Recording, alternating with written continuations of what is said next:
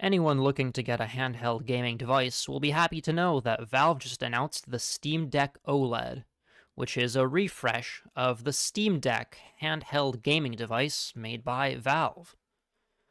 Now, this new OLED, as the name suggests, its killer feature is the new OLED screen, which is slightly larger and supposedly looks slightly better.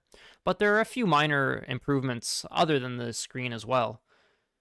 The screen is slightly thinner, which allowed them to fit a bigger battery inside the deck, which should allow for longer gaming sessions. And there are a few other minor changes as well.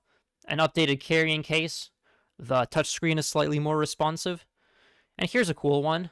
It should be even easier to repair than before because all of the screws are now of the same type, and they screw into metal threads. Now, the Steam Deck was already very easy to repair, but this just makes it even better, which is fantastic to see. Now, there's a full changelog on this site, which I will link in the description. You can go through it on your own, but one thing that you might notice is missing from the list is performance. So this device is not a second generation. This is just a refresh of the current generation, which I guess makes it a Steam Deck 1.5 or a Steam Deck 1.1, depending on how you look at it. So the chip inside is manufactured on a smaller 6nm node instead of the previous 7nm, but the architecture is the same, so it might run a little bit cooler, but generally the performance should not improve significantly. And we can take a look at some of the tech specs here. So just by looking at this picture here, the main difference is just the screen. You can see that the body of the console remains the same size and shape, but the screen just takes up a larger portion of this area, and they accomplish that by shrinking the bezel. And again, I'm not going to go through all the details of these specs, but you can go through that on your own. Now that leaves the question of which one you should buy. And going forward, they're going to be selling 3 editions. The $400 256GB LCD, which actually got a price drop with this announcement. The 512GB OLED for $550.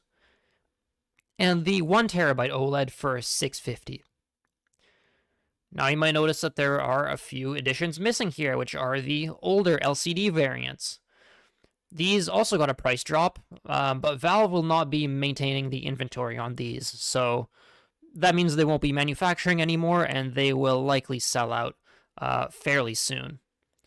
So the question is, which one of these is the best deal? Which one should you get? Well, if you're comfortable with opening up the Steam Deck and replacing some of the components inside, if you're generally familiar with computer hardware, and keep in mind that it should be easier than ever to do that, I would actually recommend getting the cheapest one if you are looking to get the best deal. Now, why do I say that? Well, let's take a look at the difference between these two. So the main difference here is you get a larger SSD, and you pay $100 extra for it. And you also get a Steam Profile bundle, but let's be honest, you shouldn't be buying a more expensive console for that. But if we take a look at SSD prices, right now, SSDs are cheaper than ever. You can get some very good deals here. A 1TB SSD for, let's say, $80, which would give you effectively a 1TB version of this for only $430 instead of $450. And it'll leave you with a 64GB SSD left over, which you can, use as a backup or something. Same thing with the $400 256GB version.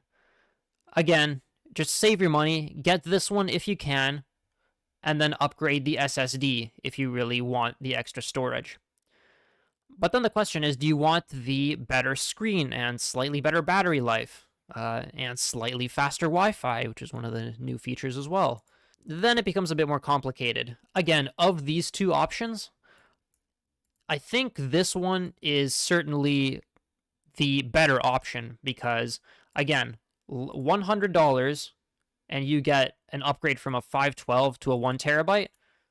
but you can just get a 1 terabyte for under $100 anyway, so that will get you a 1 terabyte that will get you 1 terabyte of storage and an extra 512 gig SSD left over.